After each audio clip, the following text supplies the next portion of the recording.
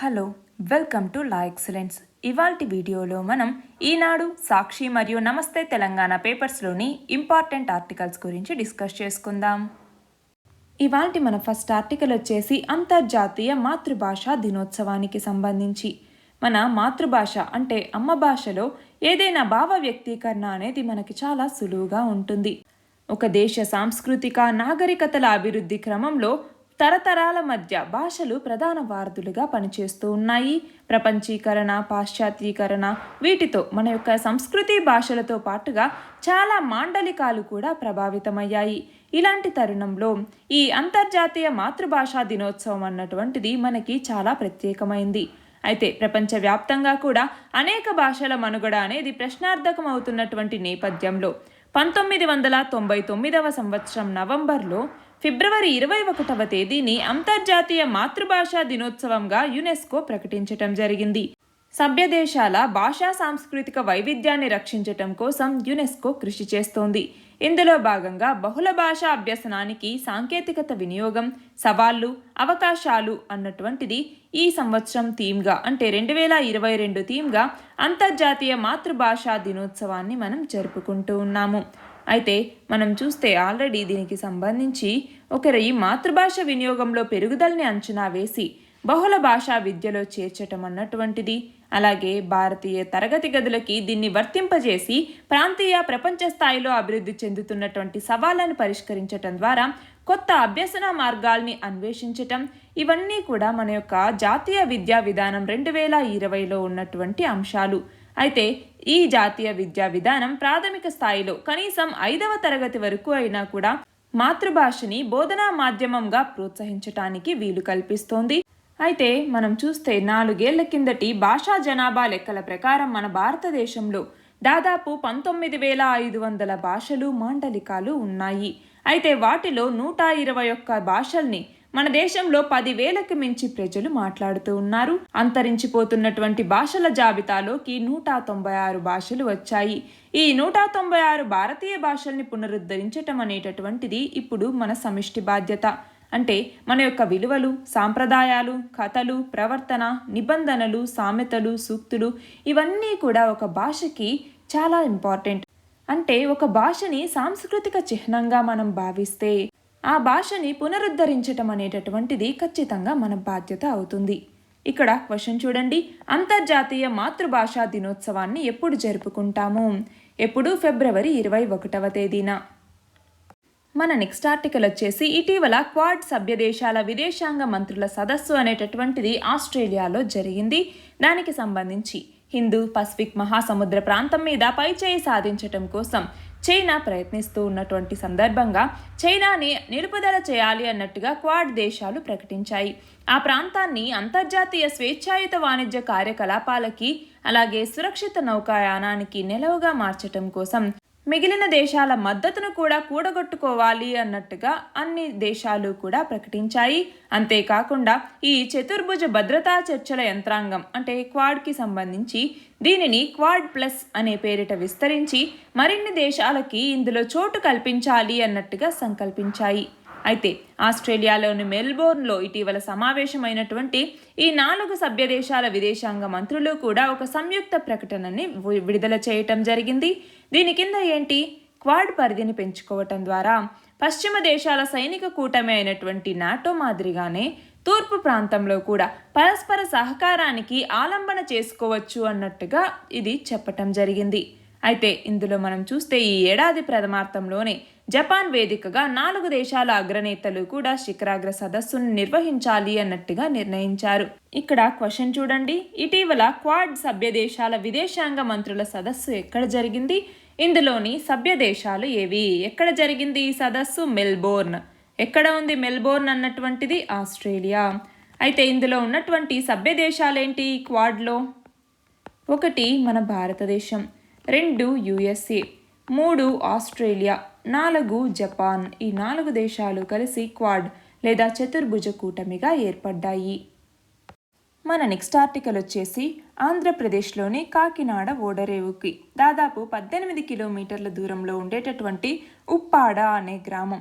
ఆ గ్రామం సముద్ర పోటుకు గురవుతోంది. అంటే సముద్ర జలాలు ముందుకొస్తూ ఉన్నాయి, కెరటాలనేవి ఎగిసిపడుతూ ఉండటంతో క్రమంగా ఆ గృహాలు సముద్రంలో కలిసిపోతూ ఉన్నాయి. కళింగపట్నం అనేటటువంటిది శ్రీకాకుళం జిల్లాలో బ్రిటిష్ కాలం నుంచి ఉన్నటువంటి ఓడరేవు, అలాగే ఒక ప్రముఖ పర్యాటక స్థలం కూడా. అయితే అక్కడ సముద్రం అన్నటువంటిది ఆ అలలు అనేవి, కెరటాలు అనేవి ఎక్కువ వస్తూ ఉన్నాయి. దాంతో ఆ ఊర్లోని రహదారులు, ఇతర నిర్మాణాలు ఇవన్నీ కొట్టుకుపోతూ ఉన్నాయి. పర్యాటకం కూడా బాగా దెబ్బతింది. ఆంధ్రప్రదేశ్ తీర ప్రాంతంలో తూర్పు, పశ్చిమ గోదావరి, కృష్ణా, గుంటూరు, విశాఖపట్నం లాంటి జిల్లాలు, వీటన్నింటిలో కూడా కొన్ని ప్రాంతాలు క్రమంగా సముద్ర కోతకు గురవుతూ ఉన్నాయి.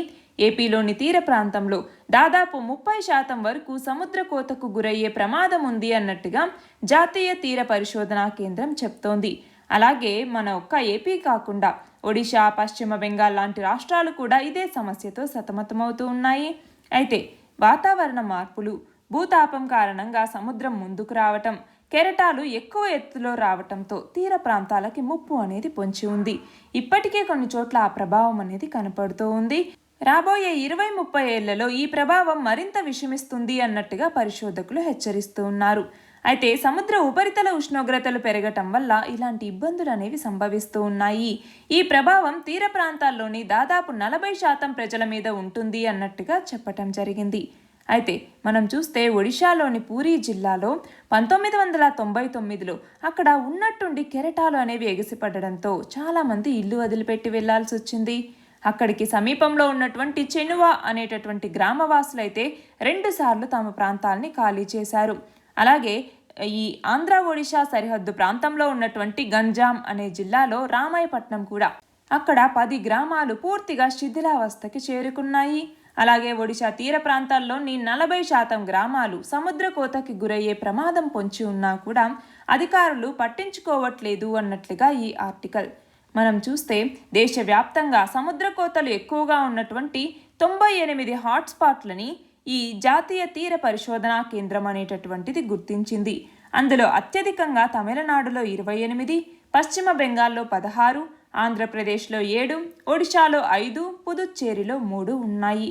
కాబట్టి కేంద్ర రాష్ట్ర ప్రభుత్వాలు సమన్వయంతో వ్యవహరించి ఈ కోతల యొక్క ప్రభావం నుంచి తీర ప్రాంత వాసుల్ని రక్షించటం కోసం తగినటువంటి చర్యలు చేపట్టాలి అన్నట్లుగా ఈ ఆర్టికల్. ఇక్కడ క్వశ్చన్ చూడండి, మన దేశంలో జాతీయ తీర పరిశోధనా కేంద్రం national centre for coastal research ఎక్కడ ఉంది? చెన్నైలో ఉంది. మన నెక్స్ట్ ఆర్టికల్ వచ్చేసి వచ్చే విద్యా సంవత్సరం 2022-23 నుంచి ప్రైవేట్ సైనిక పాఠశాలల్ని తీసుకురాబోతున్నారు. మనం చూస్తే జాతీయ నూతన విద్యా విధానం ఏదైతే 2020లో తీసుకొచ్చారో అందులో భాగంగా విలువలతో కూడినటువంటి విద్యని అందించటం కోసం కేంద్ర ప్రభుత్వం దీన్ని తీసుకొస్తోంది. అయితే ప్రస్తుతం ఉన్నటువంటి పాఠశాలలకి ప్రైవేట్, స్వచ్ఛంద సంస్థల ఆధ్వర్యంలో ఏర్పాటు చేసే వాటికి కొంత వ్యత్యాసం అనేది ఉంటుంది.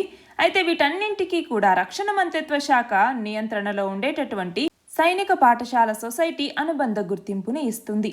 అలా దేశవ్యాప్తంగా మొదటి విడతలో 100 పాఠశాలల్ని ఏర్పాటు చేయటం కోసం కేంద్ర ప్రభుత్వం దరఖాస్తుల్ని ఆహ్వానిస్తే మొత్తం 192 దరఖాస్తులు వచ్చాయి. అందులో ఏపీ నుంచి 17 పాఠశాలలు దరఖాస్తు చేశాయి. ఇక్కడ క్వశ్చన్ చూడండి, జాతీయ నూతన విద్యా విధానం కింద విలువలతో కూడిన విద్యని అందించటంలో భాగంగా మొదటి విడతగా ఎన్ని సైనిక్ స్కూళ్ళని దేశవ్యాప్తంగా ఏర్పాటు చేయాలని కేంద్రం నిర్ణయించింది? ఎన్నింటిని? 100 సైనిక్ స్కూళ్ళని. మన నెక్స్ట్ ఆర్టికల్ వచ్చేసి ఉపగ్రహ ఇంటర్నెట్కి సంబంధించింది. ప్రపంచవ్యాప్తంగా ప్రజలకి ఇంటర్నెట్ వ్యవస్థ అనేది చాలా అవకాశాలని కల్పిస్తోంది. అయితే భౌగోళికంగా ఇబ్బందికరమైనటువంటి ప్రదేశాలు, మారుమూల ప్రాంతాలు, వీటిలో ఇంటర్నెట్ సేవలు ఇప్పటికీ అందట్లేదు. ఇంటర్నెట్ ప్రారంభమైనటువంటి అమెరికాలోనే కూడా ఇప్పటికీ అత్యంత మారుమూల ప్రాంతాల్లో విశ్వసనీయమైనటువంటి ఇంటర్నెట్ సేవలు అందట్లేదు. అమెరికాలో సుమారు 4.2 కోట్ల మందికి బ్రాడ్బ్యాండ్ సేవలు అందుబాటులో లేవు.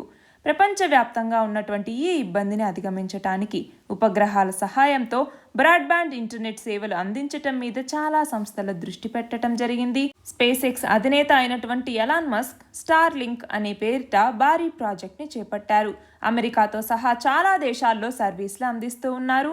అలాగే అమెజాన్ సంస్థ కూడా ప్రాజెక్ట్ కైపర్ అనే పేరుతో $10 బిలియన్ శాటిలైట్ ఇంటర్నెట్ సేవల రంగంలోకి దిగుతాను అన్నట్టుగా ప్రకటించింది. మన దేశంలో అయితే ఈ సేవల కోసం భారతీయ ఎయిర్టెల్ సంస్థ బ్రిటన్కి చెందినటువంటి వన్ వెబ్ అన్నటువంటి దాంతో చేతులు కలిపింది. అలాగే ఐరోపాకి చెందినటువంటి SES సంస్థ కూడా భాగస్వామ్యంతో శాటిలైట్ ఇంటర్నెట్ సేవల్ని అందించబోతోంది. అలా ఈ శాటిలైట్ ఇంటర్నెట్ లేదా ఉపగ్రహ ఇంటర్నెట్ అన్నటువంటి ఈ కాన్సెప్ట్ వచ్చిన తర్వాత అసలు ఈ ఉపగ్రహ ఇంటర్నెట్ అంటే ఏంటి, ఇది ఎలా పనిచేస్తుంది అన్నటువంటిది మనం తెలుసుకోవాలి. ఇక్కడ చూడండి, ఉపగ్రహ ఇంటర్నెట్ అంటే ఏంటి? నేల నుంచి కానీ సముద్రంలో నుంచి కానీ వేసేటటువంటి ఆప్టికల్ ఫైబర్ కేబుల్ల ద్వారా ప్రస్తుతం చాలా వరకు ఇంటర్నెట్ సేవలు అనేవి అందుతూ ఉన్నాయి. అయితే వీటికి బదులుగా భూకక్షలోని ఉపగ్రహాల ద్వారా ఈ సర్వీసులను అందించటమే శాటిలైట్ ఇంటర్నెట్ అన్నటువంటిది. అంటే ఇది ఒక రకంగా శాటిలైట్ టీవీ తరహాలోనే ఉంటుందని చెప్పచ్చు. అయితే భూమి చుట్టూ తిరిగేటటువంటి ఒక ఉపగ్రహం రేడియో తరంగాల సహాయంతో కమ్యూనికేషన్ని సాగిస్తూ ఉంటుంది. ఒక నెట్వర్క్ గుండా డేటా అనేది బదిలీ అవుతూ ఉంటుంది. అయితే ఇంటర్నెట్ మీద మనం ఏదైనా సమాచారాన్ని కోరటం లేదా లింక్ని క్లిక్ చేయటం, స్ట్రీమింగ్ చేయటం, ఫేస్బుక్ లాంటి సామాజిక మాధ్యమాల్ని తెరవటం లాంటివి చేసినప్పుడు మన యొక్క రిక్వెస్ట్ మన కంప్యూటర్ లేదా మొబైల్ ఫోన్ నుంచి మోడెంకి వెళ్తుంది. అక్కడి నుంచి ఆ సంకేతం శాటిలైట్ డిష్కి ఈ ట్రాన్స్ఫర్ అనేది అవుతుంది. ఆ తర్వాత అది అంతరిక్షంలోని ఉపగ్రహాన్ని చేరి అక్కడి నుంచి భూమిపైన ఉన్నటువంటి నెట్వర్క్ ఆపరేషన్ సెంటర్కి అంటే SOCకి వెళ్తుంది. ఆ తర్వాత తిరిగి అదే నెట్వర్క్ గుండా సంకేతం అనేది వచ్చి మన యొక్క మొబైల్ ఫోన్ కానీ ల్యాప్టాప్ కానీ ఏదైతే ఉంటుందో దానికి ఆ డేటాని అనేది అందిస్తుంది. ఇది చాలా ఫ్రాక్షన్స్లో జరుగుతుందన్నమాట. అయితే ఉపగ్రహ ఇంటర్నెట్ సేవలు అనేది ఇప్పుడు కొత్తగా తీసుకురావట్లేదు. వయాసాట్ అనేసి అలాగే హ్యూగ్స్ నెట్ అనేటి సంస్థలు కొన్ని ఏళ్లుగా ఈ తరహా సర్వీసులు అందిస్తూ ఉన్నా కూడా ఈ సంస్థల ఉపగ్రహాలు భూమికి 36,000 కిలోమీటర్ల ఎత్తులోని భూస్థిర కక్ష నుంచి పనిచేస్తూ ఉన్నాయి. అవి భూభ్రమణ వేగానికి అనుగుణంగా కదులుతూ ఉంటాయి కాబట్టి భూమి మీద నిర్దిష్ట ప్రాంతానికి నిరంతరాయంగా సేవలు అందిస్తాయి. మనం చూస్తే వీటిని ఎక్కువగా సైనిక దళం ఉపయోగించుకుంటూ ఉండేవి. అయితే ఇప్పుడు కొత్తగా ఏం తీసుకొస్తున్నారు అంటే మన కంప్యూటర్ లేదా స్మార్ట్ ఫోన్ నుంచి భూకక్షలోని ఉపగ్రహం వద్దకు వెళ్ళి అక్కడి నుంచి NOCకి సంకేతం అనేది ట్రాన్స్ఫర్ కావటానికి ఆ తర్వాత తిరిగి మళ్ళీ మన యొక్క డివైస్లోకి తిరిగి రావటానికి కొంత సమయం అనేది పడుతుంది. అయితే అది మిల్లీ సెకండ్లలోనే ఉన్నా కూడా ఆ జాప్యాన్ని లేటెన్సీ అనేసి మనం ఏదైతే పిలుస్తామో అది మన ఇంటర్నెట్ వేగం మీద ఆధారపడి ఉంటుంది. అలా 36,000 కిలోమీటర్ల ఎత్తులో ఉపగ్రహం ఉండటం వల్ల భూమి మీద ఉన్నటువంటి ఎక్కువ భాగాన్ని అది వీక్షించగలుగుతోంది. అందువల్ల ఎక్కువ ప్రాంతంలో సేవలు అందించగలుగుతోంది. అయితే సంకేతం అంత దూరం ప్రయాణించాల్సి రావటం వల్ల ఈ తరహా నెట్వర్క్లో లేటెన్సీ అనేది ఎక్కువగా ఉంటుంది. వీడియో స్ట్రీమింగ్, గేమింగ్, కొన్ని రకాల వాణిజ్య అవసరాలకి లేటెన్సీ అనేది చాలా తక్కువగా ఉండాలి. కాబట్టి ఈ నేపథ్యంలో భూమికి కేవలం 550 కిలోమీటర్ల ఎత్తులో ఉపగ్రహాల్ని పంపి ఇంటర్నెట్ సేవలు అందించాలి అన్నటువంటిది స్టార్లింక్, కైపర్ ఇలాంటి ప్రాజెక్టుల యొక్క వ్యూహం. అంటే భూమికి దగ్గరగా ఉండటం వల్ల ఇంతకు ముందు శాటిలైట్ ఇంటర్నెట్తో పోలిస్తే ఇది వేగంగా సేవల్ని అందిస్తుంది. లేటెన్సీ అనేది తక్కువగా ఉంటుంది. దానివల్ల ప్రయోజనాలు కూడా ఎక్కువగా ఉంటాయి. అది దీనికి సంబంధించినటువంటిది. మన నెక్స్ట్ ఆర్టికల్ వచ్చేసి ప్రధాని నరేంద్ర మోదీ అరుణాచల్ ప్రదేశ్ రాష్ట్ర 36వ వ్యవస్థాపక దినోత్సవం సందర్భంగా అరుణాచల్ ప్రదేశ్ రాష్ట్ర ప్రజల్ని ఉద్దేశించి ఒక వీడియో సందేశాన్ని పంపించటం జరిగింది. దానికి సంబంధించిందే ఈ ఆర్టికల్. కేంద్రపాలిత ప్రాంతంగా ఉన్నటువంటి అరుణాచల్ ప్రదేశ్ 1987వ సంవత్సరంలో రాష్ట్రంగా అవతరించింది. మనం చూస్తే 21వ శతాబ్దంలో తూర్పు రాష్ట్రాలు మరీ ముఖ్యంగా ఈశాన్య రాష్ట్రాలు మన దేశ ప్రగతికి ఇంజన్లా పనిచేస్తాయి అనేసి ప్రధాని చెప్పారు. అంతేకాకుండా అక్కడ స్థానికంగా నిర్మించినటువంటి గోల్డెన్ జూబ్లీ అవుట్డోర్ స్టేడియం అన్నటువంటిది ఈ రాష్ట్ర అవతరణ అలంకరణలతో పండుగ కళ అనేది వచ్చింది. అక్కడ వాతావరణ పరిస్థితులు అనుకూలంగా లేకపోయినా ఈ వేడుకల్లో పాల్గొనేందుకు దాదాపు 10,000 మంది వచ్చారు అన్నట్లుగా చెప్పటం జరిగింది. అలాగే ఈశాన్యంలోని అన్ని రాష్ట్రాల రాజధానుల్ని కూడా ఈటానగర్తో రైల్వే పరంగా అనుసంధానం చేయటం మా యొక్క ప్రాముఖ్యత అన్నట్టుగా ప్రధాని చెప్పటం జరిగింది. అలాగే అరుణాచల్ ప్రదేశ్ రాష్ట్ర అత్యున్నత పురస్కారం అయినటువంటి అరుణాచల్ రత్న దీనిని అరుణాచల్ ప్రదేశ్ మొదటి లెఫ్టినెంట్ గవర్నర్ అయినటువంటి KAA రాజాకి ప్రకటించారు. ఇక్కడ క్వశ్చన్ చూడండి, అరుణాచల్ ప్రదేశ్కి రాష్ట్ర హోదా ఎప్పుడు వచ్చింది? 1987వ సంవత్సరంలో. 1987లో దీంతో పాటుగా మిజోరాం రాష్ట్రానికి కూడా రాష్ట్ర హోదా అనేది వచ్చింది. అయితే ఇక్కడ ఇంకొక బిట్ కూడా చూడండి. ఈ ఈ అరుణాచల్ ప్రదేశ్ రాష్ట్ర అత్యున్నత పురస్కారం అయినటువంటి అరుణాచల్ రత్న దీనిని ఎవరికి ప్రకటించారు? ఎవరికి? అరుణాచల్ ప్రదేశ్ మొదటి లెఫ్టినెంట్ గవర్నర్ అయినటువంటి కేఏఏ రాజా. ఈయనకి ప్రకటిస్తే ఆయన కుమార్తె అయినటువంటి విజయలక్ష్మి దీన్ని స్వీకరించారు. మన నెక్స్ట్ ఆర్టికల్ వచ్చేసి ఎస్ఎస్ఎల్వి లేదా స్మాల్ శాటిలైట్ లాంచ్ వెహికల్కి సంబంధించి. దీనిని తక్కువ వ్యయంతో ఉపగ్రహాల్ని అంతరిక్షంలోకి పంపించడానికి ఎస్ఎస్ఎల్వి ఉపయోగపడుతుంది. అందుకోసమే ఇప్పుడు ఇస్రో అన్నటువంటిది చిన్న చిన్న ఉపగ్రహాల మీద దృష్టి పెట్టింది. దీనికోసం ఈ ఎస్ఎస్ఎల్విని తయారు చేసింది. ఈ ఏడాది మార్చి నెలలోనే దీన్ని ప్రయోగించటం కోసం సిద్ధమైంది. ఈ ఏడాది చివరి నాటికి ఎస్ఎస్ఎల్వి రాకెట్ల ద్వారా 100 కిలోల నుంచి 500 కిలోల బరువు కలిగినటువంటి దాదాపు 6000 ఉపగ్రహాలని ప్రయోగించాలి అన్నట్టుగా ఇస్రో లక్ష్యంగా పెట్టుకుంది. అయితే ఇప్పటిదాకా ISRO SLV, ASLV, PSLV, GSLV mark 3 అనేటటువంటి 5 రకాల రాకెట్ల ద్వారా ఉపగ్రహాల్ని రోదసిలోకి పంపిస్తోంది. అయితే ఇప్పుడు ఎస్ఎస్ఎల్వి కూడా ఇందులో చేరబోతోంది. దీనిని 4 దశల్లో ప్రయోగించే విధంగా డిజైన్ చేశారు. ఎస్ఎస్ఎల్వి రాకెట్లలో మొదటి 2, 3 దశల్ని ఘన ఇంధనంతో ప్రయోగించే విధంగా డిజైన్ చేశారు. ఇందులో ద్రవ ఇంధనం దశ అనేది ఉండదు. వెలాసిటీ టైమింగ్ మాడ్యూల్ అనేటటువంటి దశని కొత్తగా అమర్చారు. ఆ దశలోనే ఉపగ్రహాల్ని నిర్ణీత కక్షలోకి ప్రవేశపెడతారు. ఇక్కడ క్వశ్చన్ చూడండి, స్మాల్ శాటిలైట్ లాంచ్ వెహికల్ గురించి తెలపండి అన్నప్పుడు మనం దీని గురించి రాస్తాము. మన నెక్స్ట్ ఆర్టికల్ వచ్చేసి రష్యా ఉక్రెయిన్ కాన్ఫ్లిక్ట్కి సంబంధించి. ప్రచ్ఛన్న యుద్ధం తర్వాత రష్యా అన్నటువంటిది ఒక దేశం మీద పకడ్బందీగా యుద్ధ సన్నాహాలు చేయటం ఇదే తొలిసారిగా చెప్తూ ఉన్నారు. అయితే రష్యాకి చెందినటువంటి రక్షణ వ్యవస్థలు గత కొద్ది రోజులుగా ఉక్రెయిన్ చుట్టూ మోహరించి ఉన్నాయి. రష్యాకి చెందినటువంటి దాదాపు 100 బెటాలియన్ టాక్టికల్ గ్రూప్స్ సరిహద్దుల్లోనే ఉన్నాయి. ఒక్కొక్క గ్రూప్లో 1000 మందికి పైగా సైనికులు ఉన్నారు. వివిధ ప్రాంతాల్లో దాదాపు 2 లక్షల మంది సైనికులు మోహరించి రష్యా అధ్యక్షుడి ఆదేశాల కోసం వేచి చూస్తూ ఉన్నారు. అయితే ఈ 2 దేశాల మధ్య యుద్ధం ప్రమాదకర స్థాయికి చేరుకుంటుంది అని చెప్పటానికి రష్యా దగ్గర ఉన్నటువంటి కంబైన్డ్ ఆర్మీస్ 11 ఉంటే వాటిలో 10 ఉక్రెయిన్ సరిహద్దుల్లోనే ఉన్నాయి. అలాగే ఏ క్షణం ఏ అవసరం వస్తుందేమో అనేసి అక్కడ వైద్య శిబిరాల్ని కూడా ఏర్పాటు చేశారు. ఇక్కడ చూడండి, రష్యాకి మరియు ఉక్రెయిన్కి సంబంధించి ఆర్మీ, ఎయిర్ ఫోర్స్, నేవీకి సంబంధించి ఎవరి దగ్గర ఎంతెంత, ఇక్కడ చూడండి యాక్టివ్ సిబ్బంది ఎంతమంది ఉన్నారు, ట్యాంకులు ఎంతమంది, సాయుధ వాహనాలు 2 దేశాల మధ్య ఎంత ఉన్నాయి, ఏ నిష్పత్తిలో ఉన్నాయన్నట్టుగా ఇక్కడ ఇవ్వటం జరిగింది. విధ్వంస నౌకలు, ఫ్రిగేట్స్, యుద్ధ నౌకలు, ఇవన్నీ అనమాట. అలా రష్యాకి ఉక్రెయిన్కి మధ్య బలాబలాలు ఎంత అన్నట్టుగా ఇక్కడ చెప్పారు. క్వశ్చన్ చూడండి, ప్రపంచంలోనే అత్యంత శక్తివంతమైన మిలిటరీ ఉన్న దేశాల్లో రష్యా ఏ స్థానంలో ఉంది? ఎన్నవ స్థానంలో ఉంది? 5వ స్థానంలో ఉంది రష్యా. ఇవాల్టి మన లాస్ట్ ఆర్టికల్ వచ్చేసి ఆంధ్రప్రదేశ్ ప్రభుత్వం రైతులు తమ యొక్క వ్యవసాయ ఉత్పత్తుల్ని నేరుగా విక్రయించుకోవటం కోసం ఆంధ్రప్రదేశ్ ఫార్మర్స్ ఈ విక్రయ కార్పొరేషన్ లిమిటెడ్ అన్నటువంటి దాన్ని ఏర్పాటు చేస్తోంది. అంటే జాతీయ స్థాయిలో ఏదైతే ఈ నామ్ అనేటటువంటిది ఉందో అలాగా క్షేత్రస్థాయిలో ఉత్పత్తుల కొనుగోళ్లకి సంబంధించి ఈ ఆంధ్రప్రదేశ్ ఫార్మర్స్ ఈ విక్రయ కార్పొరేషన్ లిమిటెడ్ అన్నటువంటిది దోహదపడబోతోంది. అయితే ఈ కార్పొరేషన్ ద్వారా ఆన్లైన్ వేదికగా రైతుల దగ్గర నుంచి నిర్ణీత ధరల్లో వాళ్ళ ఉత్పత్తుల్ని కొనుగోలు చేస్తారు. అలాగే ఉత్పత్తిదారులు అంటే రైతులకి మరియు కొనుగోలుదారులకి మధ్య వారధిగా ఈ కార్పొరేషన్ అనేటటువంటిది వ్యవహరిస్తుంది. ఇక్కడ క్వశ్చన్ చూడండి, రైతులు తమ వ్యవసాయ ఉత్పత్తుల్ని నేరుగా విక్రయించుకునే వెసులుబాటును కల్పించటం కోసం ఏపీ ప్రభుత్వం ఏ కార్పొరేషన్ని ఏర్పాటు చేయబోతోంది? ఏ కార్పొరేషన్? ఆంధ్రప్రదేశ్ ఫార్మర్స్ ఈ విక్రయ కార్పొరేషన్ లిమిటెడ్. నిన్నటి క్వశ్చన్ వచ్చేసి కార్యనిర్వాహక శాఖ నుంచి న్యాయ శాఖను వేరు చేయాలని రాజ్యాంగంలోని ఏ అధికరణ తెలుపుతుంది? ఏ అధికరణ? ఆర్టికల్ 50. ఆర్టికల్ 50 అన్నటువంటిది ఏం చెప్తుంది? జ్యుడిషియరీని ఎగ్జిక్యూటివ్ నుంచి సపరేట్ చేయండి అన్నట్టుగా చెప్పటం జరుగుతుంది.